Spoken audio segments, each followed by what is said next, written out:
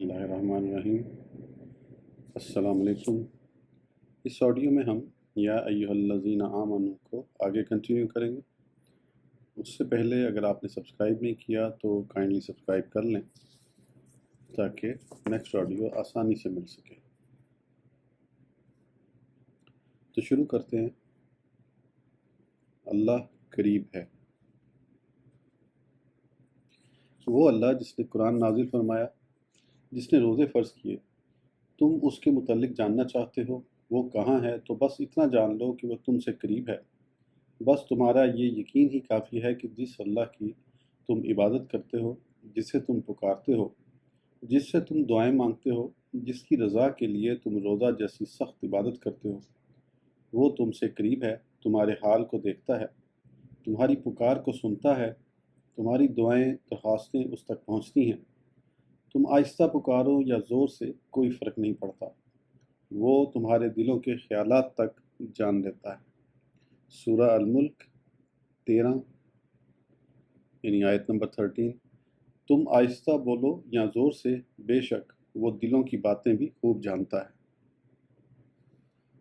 तुम्हारे दिलों के इन ख्यालात तक को वो जान लेता है जिनका खुद तुम्हें एहसास नहीं हो पाता। तुमसे कोई चीज़ इतनी करीब नहीं जितना तुम्हें पैदा करने वाला रब तुमसे करीब है। वो तुम्हारी शहरत से भी ज़्यादा करीब है। सूरह काफ आयत नंबर 16 यानी 16। और बेशक हमने इंसान को पैदा किया और हम उन वसवसों तक को जानते हैं जो उसके नफ्स में पैदा होते हैं, और हम उसकी शहरत से भी ज़्यादा करीब हैं। जब तुम्हारा कोई अजीज़ तरीन शख्स सुकरात मौत से तड़प रहा हो तो तुम लाचार व मजबूर उसको देखते रहते हो, ना मौत से निजात दिला पाते हो, ना किसी तरह मदद करके उसको तकलीफ़ से बचा पाते हो। उस वक़्त भी हम ही करीब होते हैं, लेकिन तुम हमें नहीं देख सकते। सूरह वाक़िया आयत नंबर 83 से 85 यानी 83 to 85। तो क्यों नहीं मौत को टाल देते जब रूह हल्क तक आ पहुँचती है और तुम उस वक़्त देखते रहते हो, और हम उसके तुमसे ज़्यादा करीब होते हैं मगर तुम नहीं देखते। बिलाशुबा अल्लाह करीब है, शहरत से भी ज़्यादा करीब, मगर उसका कुर्ब जिस्मानी और मकानी नहीं कि वो जिस्म मकान से पाक है, तुम्हारी नज़र में नहीं समा सकता। सूरह अल-इनाम 103। और वो सब निगाहों का अहाता किए हुए है, और वही हर चीज़ की बारीकियों और मुश्किलात को जानने वाला है। जिस शख्स को मालिक के कुर्ब का यकीन हो जाता है, वो अपने मालिक की अताअत और फरमाबरदारी में कभी तसाहुल नहीं करता। जो जिम्मेदारियां उसे मालिक ने सौंपी हैं उन्हें पूरा करने के लिए हमतन मसरूफ़ रहता है। उसे खौफ रहता है कि अगर काम में कोई सुस्ती हुई तो मालिक के इनाम इकराम से वो महरूम कर दिया जाएगा, हत्ता कि अगर कोई जुर्म सरजद हो गया तो सज़ा का मुस्तहिक करार पाएगा। इसीलिए मालिक हकीकी अपने बंदों को अपने कुर्ब का यकीन दिला रहा है और हुक्म देता है। सूरह माइदा सूरह आयत नंबर 8। और अल्लाह से डरते रहो, बेशक अल्लाह सब कामों की खबर रखता है जो तुम करते हो। इस ख्याल से अल्लाह की नाफरमानी करना बड़ी ही हिमाकत है कि तुम्हारा कोई अमल अल्लाह से छुप सकता है, कि वो ऐसी कुदरत वाला मालिक है जो तुम्हारे ज़ाहिर व बातिन को खूब जानता है। सूरह हूद आयत नंबर 5। अल्लाह जानता है जो कुछ वो छुपाते और जो कुछ वो जाहिर करते हैं, बेशक वो सीनों की बातें तक जानता है। अल्लाह के कुर्ब का एहसास ही ज़रिया तकवा है। ये एहसास जितना ज़्यादा होता है उतना ही तकवा बढ़ता है, जिसका असर बंदे के अमल व किरदार से ज़ाहिर होने लगता है। इस तरह कि इसे बुराइयों से नफ़रत हो जाती है, नेकियों की रग़बत पैदा होती है, हत्ता कि बुरे काम उसके लिए दुश्वार और अच्छे काम आसान हो जाते हैं। अल्लाह की इबादत में उसे लज़्ज़त आने लगती है। यही हिलावत ईमान है जिसका ज़िक्र हदीस शरीफ में आया है। ऐसे शख्स के लिए सारी सारी रात अल्लाह के दरबार में खड़े रहना आराम की नींद से ज़्यादा अजीज़ हो जाता है। उसे रोज़े रखने में खाने पीने से ज़्यादा मज़ा आता है। उसके लंबे लंबे सजदे उसके लिए राहत व सुकून का बाइस होते हैं। अल्लाह के दरबार में रोने से उसे सरूर मिलता है। बंदे के ये अमाल उसे अल्लाह से करीब करने लगते हैं। बिलखसूस सजदा, जो बंदे की अदाओं में मालिक के नज़दीक महबूब तरीन अदा है, जिसे खुद मालिक ने अपने कुर्ब का ज़रिया करार दिया। سورہ العلق آیت نمبر 19، سجدہ کرو اور قریب ہوتے رہو۔ اس ہی محبوب ادا کے انکار کے سبب شیطان لعین و رجیم قرار پایا کہ جو سجدے سے فرار اختیار کرتا ہے اللہ اس سے اپنے عذاب و عطاب اور قہر و جبر کی صفات کے ساتھ قریب ہوتا ہے، اور جو قرب الہی کے حصول کے لیے سجدے کرتے رہتے زندگی کے ہر لمحہ میں مالک کی اطاعت و فرما برداری کا لحاظ رکھتے ہیں، ان سے اللہ اپنی صفات رحم و کرم کے ساتھ قریب ہوتا ہے کہ ایسے ہی لوگوں کو بے انتہا انعامات سے نوازتا ہے۔ سورہ الاعراف آیت نمبر 56 یعنی 56، بے شک اللہ کی رحمت نیکی کرنے والوں کے قریب ہے۔ قرب کا نتیجہ، محسنین کو اللہ کا قرب نصیب ہوتا ہے، جس کے نتیجے میں وہ دنیا و آخرت کے خوف غم سے آزاد ہو جاتے ہیں، عزت و شہرت پاتے ہیں، دنیا ان کی مطیع ہو جاتی ہے، ان کی نظر عنایت لوگوں کے مقدر بدل دیتی ہے، ان کی محبت اللہ اور اس کے رسول سے محبت کی دلیل ہوتی ہے، ان کا احترام ان سے وابستگی ذریعہ نجات ہے، ان کے دامن سے وابستہ ہو جانا ضلالت و گمراہی سے نجات کی ضمانت ہے۔ یہی لوگ قرآنی اصطلاح میں اولیاء اللہ ہیں، انہی کا دشمن اللہ کا دشمن قرار دیا گیا ہے۔ ان کو اللہ کا جو قرب نصیب ہوتا ہے وہ ان کے اعمال و افعال سے عیاں ہوتا ہے، جیسا کہ میرے آقا صلی اللہ علیہ وآلہ وسلم نے بیان فرمایا۔ حضرت ابو ہریرہ رضی اللہ عنہ راوی ہیں کہ حضور علیہ السلام نے فرمایا کہ اللہ تعالیٰ فرماتا ہے کہ جس نے میرے دوست سے دشمنی کی میں اس سے جنگ کا اعلان کرتا ہوں، اور میرا بندہ صرف میری فرض کی ہوئی محبوب چیزوں ہی کی پابندی سے میرا قرب حاصل نہیں کرتا، بلکہ وہ نفلی عبادات کے ذریعے میرا قرب حاصل کرتا رہتا ہے، یہاں تک کہ میں اس سے محبت کرنے لگتا ہوں تو اس کے کان ہو جاتا ہوں جن سے وہ سنتا ہے، اور اس کی آنکھ ہو جاتا ہوں جس سے وہ دیکھتا ہے، اور اس کا ہاتھ ہو جاتا ہوں جس سے وہ پکڑتا ہے، اور اس کا پاؤں ہو جاتا ہوں جس سے وہ چلتا ہے، اور اگر وہ مجھ سے کچھ مانگتا ہے تو دیتا ہوں، اور اگر وہ میری پناہ چاہتا ہے تو میں اسے پناہ دیتا ہوں، اور میں جس کام کو کرنے والا ہوتا ہوں اس کے کرنے میں مجھے تردد نہیں ہوتا، صرف مجھے تردد نفس مومن کے متعلق ہوتا ہے کہ وہ موت کو مکروہ جانتا ہے، اور میں اس کے برا سمجھنے کو مکروہ سمجھتا ہوں، اور وہ اس کے لیے ضروری ہے، یعنی اسے موت سے چھٹکارا نہیں۔ بخاری شریف۔ دنیا کے بادشاہوں، حکام، حتیٰ کہ معمولی دولت مندوں کے چاپلوسیوں اور خوشامدیوں کو اپنے مجازی آقاؤں سے کچھ اختیار مل جاتے ہیں، کچھ وسائل مل جاتے ہیں، تو کیوں کر انکار کیا جا سکتا ہے اس خصوصی قوت و طاقت سے جو مالک حقیقی، بادشاہ حقیقی، احکم الحاکمین اپنے مقربین کو عطا فرما دیتا ہے، جس کے سبب وہ عام انسانوں سے ممتاز ہو جاتے ہیں۔ اب ان کے سننے، دیکھنے، پکڑنے، چلنے کی قوتیں ہمہ شمع جیسی نہیں رہتی، ان قوتوں کا عطا فرمانے والا اللہ ہی ہے، وہ کسی کو زیادہ کسی کو کم عطا فرماتا ہے، اور کسی کو بالکل ہی محروم کر دیتا ہے، بہرا، اندھا اور معذور بنا دیتا ہے۔ بس وہ قادر مطلق اپنے مقربین کو یہ قوتیں اتنی وافر عطا فرماتا ہے کہ وہ عام انسانوں سے ہر طرح ممتاز ہو جاتے ہیں۔ نیز ان مقربین پر اللہ کا ایک کرم اور ہوتا ہے جو میرے آقا صلی اللہ علیہ وآلہ وسلم بیان فرماتے ہیں۔ حضرت ابو ہریرہ رضی اللہ عنہ روایت کرتے ہیں کہ حضور علیہ السلام نے فرمایا کہ جب اللہ کسی بندے سے محبت کرتا ہے تو جبرائیل علیہ السلام کو بلا کر فرماتا ہے کہ میں فلاں سے محبت کرتا ہوں، اے جبرائیل تم بھی اس سے محبت کرو۔ حضور علیہ السلام نے فرمایا پس جبرائیل اس سے محبت کرنے لگتے ہیں، پھر وہ آسمانوں میں اعلان کرتے ہیں کہ بے شک اللہ فلاں سے محبت فرماتا ہے تو تم بھی اس سے محبت کرو، بس آسمان والے اس سے محبت کرنے لگتے ہیں، پھر وہ اہل زمین میں مقبول ہو جاتا ہے، اور جب اللہ کسی بندے کو ناپسند فرماتا ہے تو جبریل کو بلا کر فرماتا ہے کہ میں فلاں شخص کو ناپسند کرتا ہوں تو تم بھی اس کو ناپسند کرو۔ حضور علیہ السلام نے فرمایا تو جبریل اسے ناپسند کرنے لگتے ہیں، پھر آسمان میں اعلان فرما دیتے ہیں کہ بے شک اللہ فلاں شخص کو ناپسند فرماتا ہے، تم بھی اس کو ناپسند کرو، تو آسمان والے بھی اس کو ناپسند کرتے ہیں، پھر زمین والوں میں بھی اس کی نفرت پیدا کر دی جاتی ہے۔ مسلم شریف۔ قرب الہی ایک اعزاز ہے قرب الہی بندے کے لیے ایک بڑا اعزاز ہے۔ یہ عزت و شہرت کا ایسا ذریعہ بنتا ہے کہ لوگوں کے دل ان کی طرف کھنچنے لگتے ہیں۔ مخلوق کے دلوں کی گہرائیوں میں ان کی عقیدت پیدا ہو جاتی ہے۔ وہ مخلوق سے بھاگتے ہیں اور مخلوق ان کی طرف بھاگتی ہے۔ ان کی ایک نظر کرم ڈوبتے ہوئوں کو ترا دیتی اور گرتے ہوئوں کو سہارا دے دیتی ہے۔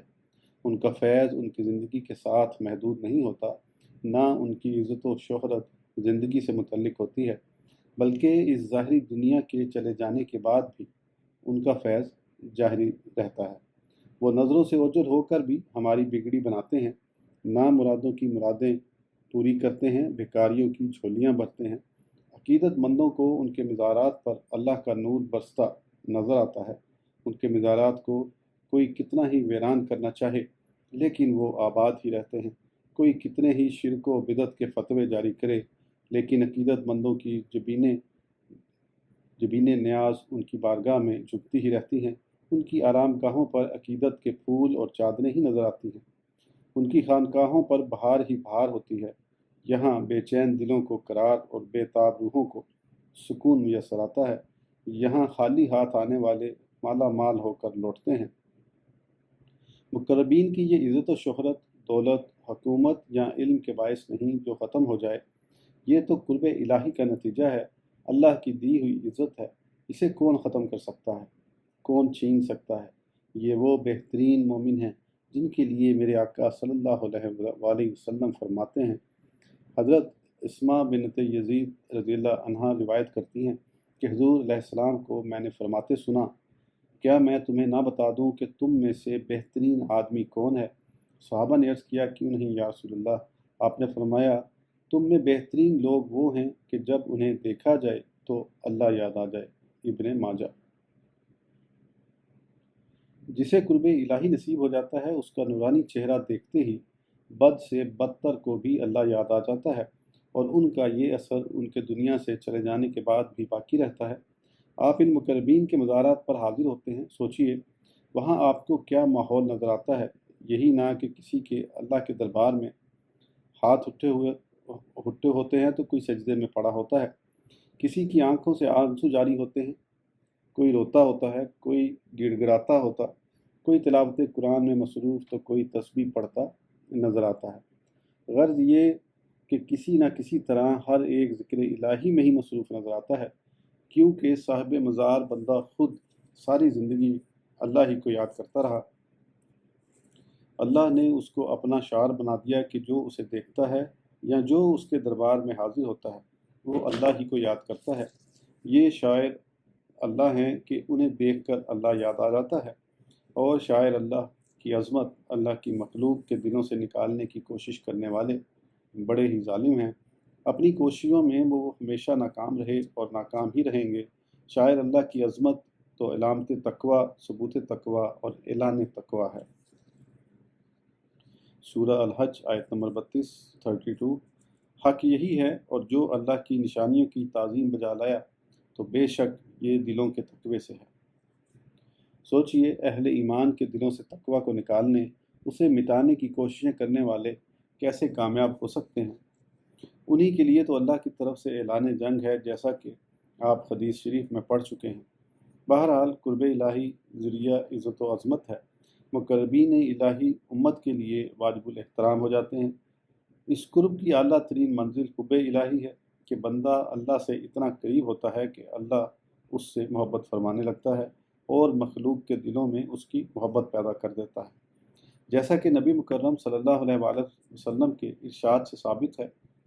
اس اعلیٰ ترین منزل کے فرد اعلیٰ، فرد اول، فرد اکمل نبی مکرم صلی اللہ علیہ وآلہ وسلم ہیں کہ آپ بلا شبہ سید المقربین، سید المحبوبین، سید الاولیاء والصالحین ہیں، جن کو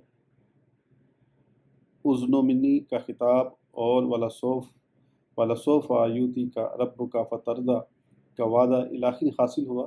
انہی کی اتباع و پیروی کو ساری مخلوق کے لیے قرب الہی اور حب الہی کا وسیلہ قرار دیا گیا۔ سورہ آل عمران آیت نمبر 31۔ اے محبوب، آپ فرما دیجئے، اگر تم اللہ سے محبت رکھتے ہو تو میری پیروی کرو، اللہ تمہیں اپنا محبوب بنا لے گا اور تمہارے گناہ بخش دے گا، اور اللہ بہت بخشنے والا، بے حد رحم فرمانے والا ہے۔ صالحیت، ولایت، محبوبیت کے جملہ مراتب اسی سید المحبوبین صلی اللہ علیہ وآلہ وسلم سے وابستہ ہیں۔ محبت کا ایک اہم جز ناز اور ناز برداری ہے کہ محبت محبوب کو حق ناز دیتی ہے اور محب سے ناز برداری کی صورت میں انعام و اکرام کی برسات کا وسیلہ بنتی ہے۔ بس محبوب ناز کرتا ہے اور محب ناز برداری۔ میدان بدر میں سید المحبوبین صلی اللہ علیہ وآلہ وسلم کا حال دیکھیے کہ آپ اپنے جانساروں کی چھوٹی سی کمزور جماعت کے لیے فتح و کامرانی کی دعا فرما رہے ہیں۔ چشمہ مبارک سے نور کی برسات ہو رہی ہے کہ اچانک ارشاد فرماتے ہیں، اے اللہ، میں تجھے اس عہد اور وعدے کا واسطہ دیتا ہوں جو تو نے مجھ سے کیا ہے۔ اے اللہ، اگر تو اسے پورا نہ کرے گا تو پھر تا ابد تیری عبادت نہ کی جائے گی۔ غور فرمائیے کیسے ناز بھرے الفاظ میں اس رب سے بھیک مانگی جا رہی ہے کہ جس کی شان غنی عن العالمین ہے۔ کوئی اس کی عبادت کرے یا نہ کرے، اسے کیا پرواہ۔ بندوں کے عبادت کرنے سے نہ اس کی شان بڑھتی ہے اور نہ ہی بندوں کے عبادت نہ کرنے سے اس کی بلند شان میں کوئی کمی یا نقص پیدا ہو سکتا ہے۔ لیکن محبوب حالت ناز میں فرما رہے ہیں، پھر تا ابد تیری عبادت نہ کی جائے گی، اور محب ناز برداری فرماتے ہوئے مسودہ دیتا ہے، سورہ الانفال آیت نمبر 9، تو اس نے تمہاری فریاد سن لی، یقیناً میں تمہاری مدد کرنے والا ہوں 1000 فرشتوں کے ساتھ جو پے در پہ آنے والے ہیں۔ ایک بار پھر محبوب نے اظہار ناز کیا اور عرض گزار ہوئے، اے اللہ، اگر یہ کافر مسلمانوں کے اس گروہ پر غالب آ گئے تو شرک غالب آ جائے گا اور تیرا دین قائم نہ ہو سکے گا۔ پس رب کریم نے محبوب کی ناز برداری فرمائی، فرشتوں کو حکم دیا کہ اہل ایمان کی مدد کرو، میں کافروں کے دلوں میں تمہارا رعب پیدا کر دوں گا اور تم ان کو خوب مارتے رہنا۔ مفہوم آیت سورہ انفال۔ نیز اپنے محبوب سے مزید 3000 فرشتے نازل کرنے کا وعدہ فرمایا، پھر اس تعداد میں اضافہ کرتے ہوئے 5000 فرشتوں کا نازل کرنے کا مزردہ دیا۔ محبوبین کی اسی ادا کو نبی مکرم علیہ السلام بیان کرتے ہوئے ارشاد فرماتے ہیں، مسلم شریف، حضرت ابو ہریرہ رضی اللہ عنہ راوی ہیں کہ حضور علیہ السلام نے فرمایا، بعض بکھرے بالوں والے دروازوں سے دھتکارے ہوئے لوگ ایسے ہیں کہ اگر وہ کسی بات پر اللہ کی قسم کھا لیں تو اللہ اسے پورا ہی کر دیتا ہے۔ اللہ کے عشق و محبت میں دیوانوں کا یہی حال ہوتا ہے کہ ان کے بال بکھرے ہوتے، کپڑے بوسیدہ ہوتے ہیں، چہروں پر دیوانگی کے آثار نمایاں ہوتے، انداز گفتگو بہکا بہکا سا ہوتا ہے، لیکن یہ مخلوق کی تقدیر کے مالک ہوتے ہیں۔ حالت ناز ان پر طاری ہوتی ہے، ان کی زبان سے نکلی ہوئی ناممکن بات بھی ممکن بن جاتی ہے۔ یہ محبوب جو کہہ دیتے ہیں وہ پورا کر دکھاتا ہے۔ اسی لیے بعض اولیاء کرام کے کلام میں ایسی باتیں نظر آتی ہیں جو عام لوگوں کی سمجھ میں نہیں آ پاتی، لیکن حالت ناز میں کہنے والوں نے کہہ دی اور ہمیں اپنی عقیدت و محبت کے امتحان میں مبتلا کر دیا۔ پس وہ لوگ کامیاب ہوئے جنہوں نے ان باتوں سے اولیاء کی عظمت کو پہچانا، اور جنہوں نے ان پر نکتہ چینی کی، ان کو غیر شرعی قرار دیا، وہ مقربین کے دشمن قرار پائے، جو نہایت ہی خطرناک مقام ہے۔ اسی مقام ناز میں میرے آقا غوث الاعظم الشیخ عبدالقادر جیلانی رضی اللہ عنہ نے برسر منبر اعلان فرما دیا، میرا یہ قدم اللہ کے ہر ولی کی گردن پر ہے، اور ناز برداری فرمانے والے محب نے مشرق و مغرب کے اولیاء تک یہ آواز پہنچائی اور سب کے سر بھی خم کرا دیے۔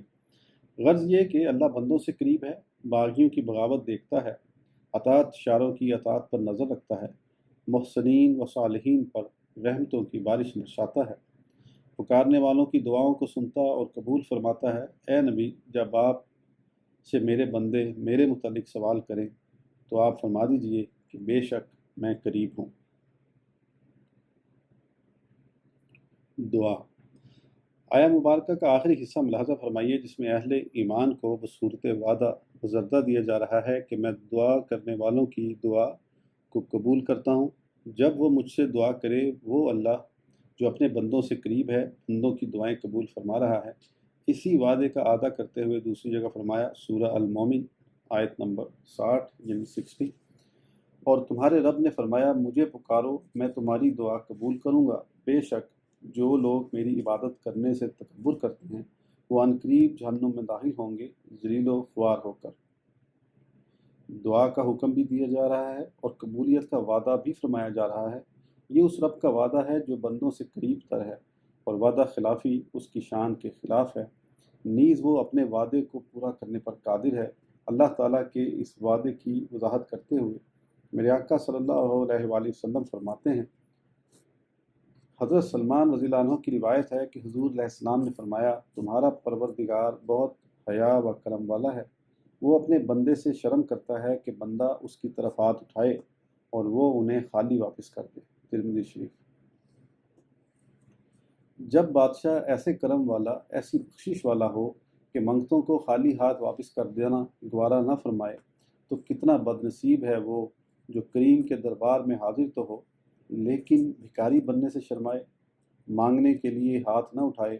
ابدیت کا تقاضا یہی ہے کہ بندہ معبود سے گڑ گڑا کر مانگے۔ میرا رب یہی پسند فرماتا ہے کہ جب ہمارے دربار میں آؤ تو جھولی پھیلاؤ، کچھ مانگو، تکبر میں مبتلا نہ ہو، ذلیل و خوار ہو جاؤ گے، جہنم میں ڈال دیے جاؤ گے۔ یہ جتنی عبادت ہیں ان کا اصل مقصود ہی یہ ہے کہ بندہ عبادت کر کے معبود کو خوش کرے اور پھر ہاتھ پھیلا کر خوب مانگے۔ حضرت انس رضی اللہ عنہ بیان کرتے ہیں کہ حضور علیہ السلام نے فرمایا، دعا عبادت کا مغز ہے۔ ترمذی شریف۔ جس طرح مغز کے بغیر سارا جسم بیکار ہو جاتا ہے، اسی طرح جس عبادت کے بعد دعا نہ کی جائے بندہ اس عبادت کی برکتوں سے محروم رہتا ہے۔ اسی لیے اللہ کو عبادت سے زیادہ دعا پسند ہے۔ میرے آقا صلی اللہ علیہ وآلہ وسلم فرماتے ہیں، حضرت ابو ہریرہ رضی اللہ عنہ نے بیان کیا کہ نبی کریم علیہ السلام نے فرمایا، اللہ کے نزدیک دعا سے زیادہ کوئی عمل عظمت والا نہیں۔ ابن ماجہ شریف۔ صرف اتنا ہی نہیں بلکہ مزید ملاحظہ فرمائیے، حضرت ابو ہریرہ رضی اللہ عنہ روایت کرتے ہیں کہ حضور علیہ السلام نے فرمایا، جو اللہ سے سوال نہیں کرتا اللہ اس سے ناخوش ہوتا ہے۔ ترمذی شریف۔ دعا رب کے حضور اپنے عجز و لاچاری کا اعتراف ہے، ابدیت کا اظہار ہے جو اللہ پسند فرماتا ہے۔ بس جو بندہ اپنی حیثیت کو تسلیم نہیں کرتا، اپنی حقیقت کو نہیں پہچانتا اور اتنا جلی ہے کہ مالک سے مانگنے میں بھی آر کرتا ہے، اللہ اس سے خوش نہیں ہوتا۔ بس بندے کو یہی زیب دیتا ہے کہ وہ داتا سے مانگتا رہے، خوب مانگے، رو رو کر مانگے، پورے اعتماد اور یقین کے ساتھ مانگے کہ جس سے مانگ رہا ہے وہ سن بھی رہا ہے، دیکھ بھی رہا ہے اور اس نے دینے کا وعدہ بھی کیا۔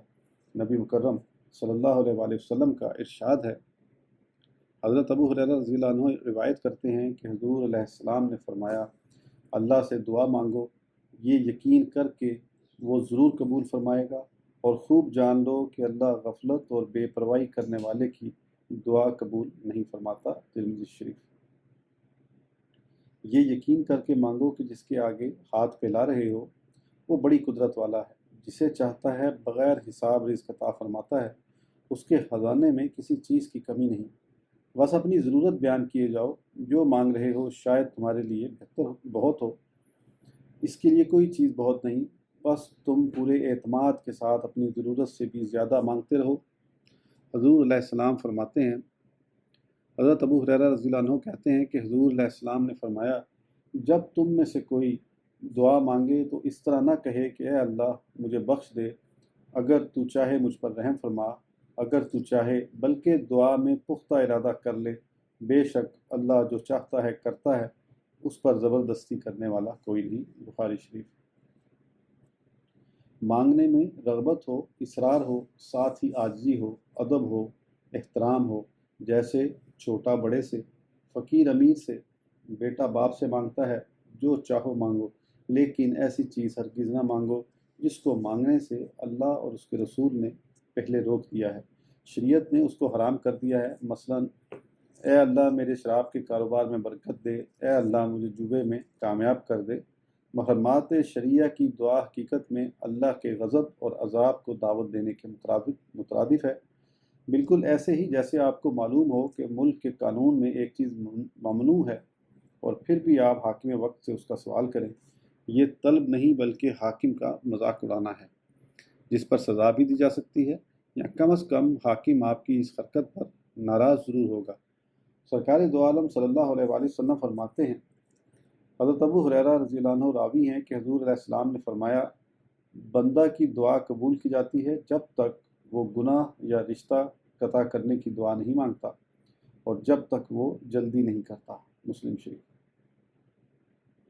صحابہ کرام نے آپ سے پوچھا کہ جلدی سے کیا مراد ہے؟ یا رسول اللہ، جلدی سے کیا مراد ہے؟ آپ نے فرمایا، جلدی یہ ہے کہ دعا کرنے والا یہ کہے کہ میں نے دعا مانگی لیکن وہ قبول نہیں کی گئی، اور اس کے بعد وہ مایوس ہو جائے اور دعا کرنا چھوڑ دے، یعنی دعا کرتے رہنا چاہیے۔ قبولیت کا وقت اللہ کے علم میں ہے، جب وہ وقت آئے گا ضرور مقبولیت ہوگی۔ مایوسی کفر ہے، مومن کی شان کے لائق نہیں۔ کبھی ایسا ہوتا ہے کہ جو مانگتے ہیں نہیں ملتا، بظاہر دعا قبول نہیں ہوتی لیکن اس کا اثر ضرور کسی دوسری صورت میں ہوتا ہے۔ جو چیز مانگ رہے ہیں یہ اللہ بہتر جانتا ہے کہ وہ ہمارے لیے مفید ہے یا مضر۔ اگر وہ مضر ہوتی ہے تو اللہ کرم فرماتا اور اس سے ہمیں محفوظ رکھتا ہے، لیکن اس کے عوض ہمیں بہت سی دوسری مفید چیزیں عطا فرماتا رہتا ہے۔ نہ جانے کتنی آفتیں، بلائیں، مصیبتیں، بیماریاں اس دعا ہی کے اثر سے ٹلتی اور ختم ہوتی رہتی ہیں۔ غرض یہ کہ وعدہ الہی ہے کہ وہ اپنے بندے کی دعا قبول کرتا ہے اور وہ اپنے وعدے کو ضرور پورا کرتا ہے۔ دعا کے آداب میں سے ایک اہم بات یہ ہے کہ رب کے دربار میں اس کے محبوبین، مقربین، بالخصوص وسیلہ دنیا اور آخرت حضور نبی مکرم علیہ السلام کے واسطہ اور وسیلہ سے دعا کی جائے کہ اللہ اس کو پسند فرماتا ہے۔ یہی نبی مکرم علیہ السلام کی تعلیم ہے، اسی پر صحابہ کا عمل رہا اور یہی طریقہ اولیاء و اصفیاء اور علماء نے اختیار کیا۔ جیسا کہ آپ گزشتہ صفحات پر استعانت کے ضمن میں پڑھ چکے ہیں، یعنی اس کا اعادہ غیر ضروری طوالت کا باعث ہوگا۔ دوبارہ ان صفحات کا مطالعہ کر لیجئے۔ نیز دعا کے عنوان پر ہمارا ایک مفصل مضمون ہماری کتاب تبلیغی کتاب کے حصہ اول میں موجود ہے، لہٰذا ہم یہاں اس مختصر گفتگو پر اکتفا کرتے ہیں۔ اللہ ہماری دعاؤں کو قبول فرمائے، آمین۔ سورہ بقرہ آیت نمبر 187 یعنی 187۔ حلال ہوا تمہارے لیے روزے کی رات میں اپنی عورتوں کے پاس جانا، وہ تمہارے لیے لباس ہیں اور تم ان کے لیے لباس ہو۔ اللہ کو معلوم ہے کہ تم اپنی جانوں میں خیانت کرتے تھے، تو اس نے تمہاری توبہ کو قبول کیا اور تمہیں معاف کر دیا۔ بس اب چاہو تو ان سے مباشرت کرو اور طلب کرو جو کچھ اللہ نے تمہارے لیے لکھا ہوا ہے، اور کھاؤ اور پیو یہاں تک کہ ظاہر ہو جائے تمہارے لیے سفید دھاگا سیاہ دھاگے سے۔ صبح کے وقت پھر روزہ پورا کرو رات آنے تک، اور ان سے مباشرت نہ کرو جب تم مسجد میں اعتکاف سے ہو۔ یہ اللہ کی حدیں ہیں تو ان کے قریب نہ جاؤ۔ اسی طرح اللہ اپنی آیتیں لوگوں کے لیے بیان فرماتا ہے تاکہ وہ متقی ہو جائیں۔ آج کی آڈیو کے لیے اتنا ہی، پھر انشاءاللہ اگلی آڈیو میں آگے کنٹینیو کریں گے، انہی آیات کی آگے ڈیٹیل چلے گی،